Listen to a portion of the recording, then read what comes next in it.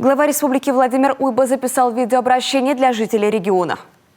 Бурлун Данайортис. Добрый день, уважаемые жители республики. Сегодня расскажу о конкурсе на предоставление грантов главы республики Коми для реализации проектов, направленных на развитие гражданского общества.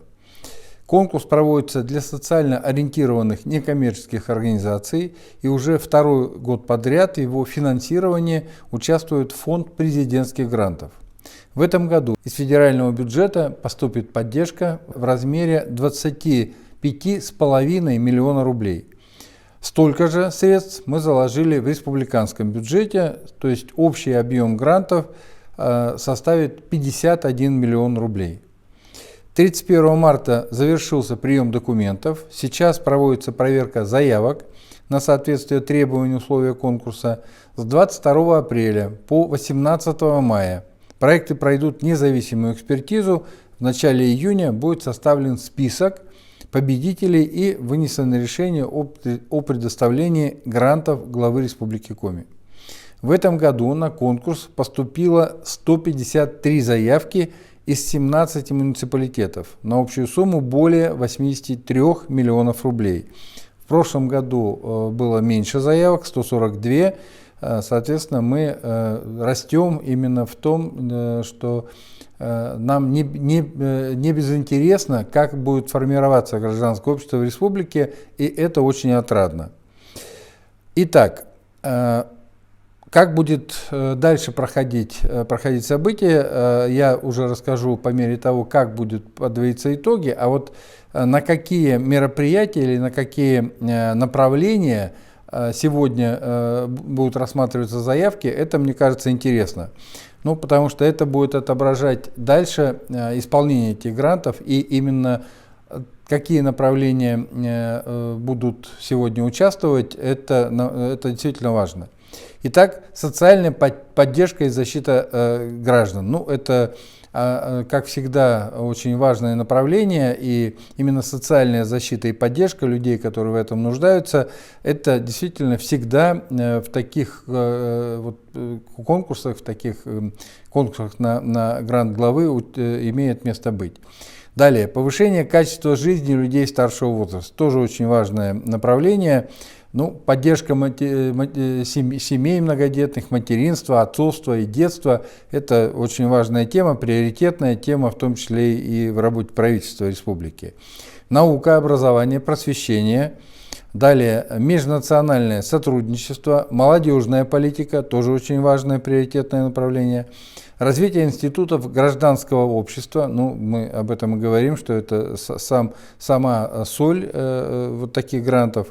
Охрана окружающей среды и защита животных всегда имеет очень большой отклик, потому что у нас зеленая республика, и для нас очень важно не загрязнять воду, реки, родники, землю нашей республики.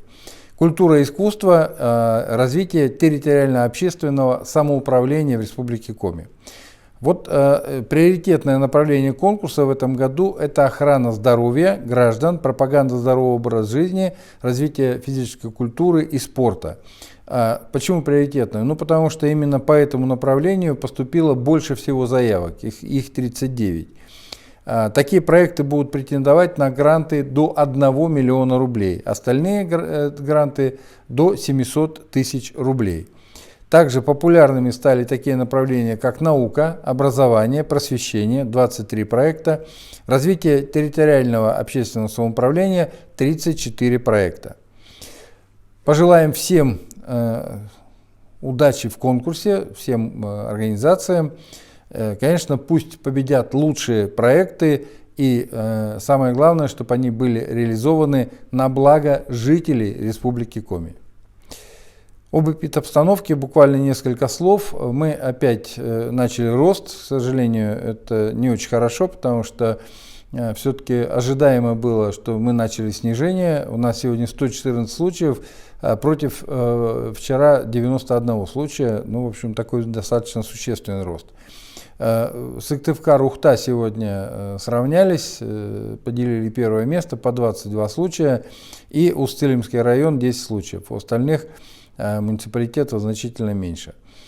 По коечному фонду ничего не поменялось, мы пока держим тот же коечный фонд, 466 коек, а вот занятые койки снизились, и это очень хорошо. Ну, то есть снизилось количество людей, которые в стационаре лечатся, и это говорит о том, что снижается степень сложности заболевания. Вчера было 272 случая, сегодня я сказал 255 пациентов в стационаре.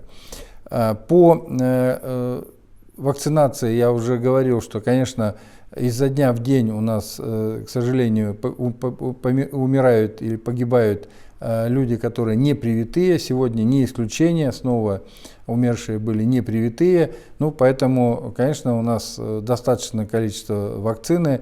Еще раз призываю всех, кто все-таки не привит и переболел давно, то есть титр антител у него, скорее всего, у вас уже, кто переболел давно, низкий, и, соответственно, вы уже не можете защищаться от новой волны вируса, нужно вакцинироваться. На сегодняшний день это вся информация, всего вам самого доброго, берегите друг друга, до следующей встречи.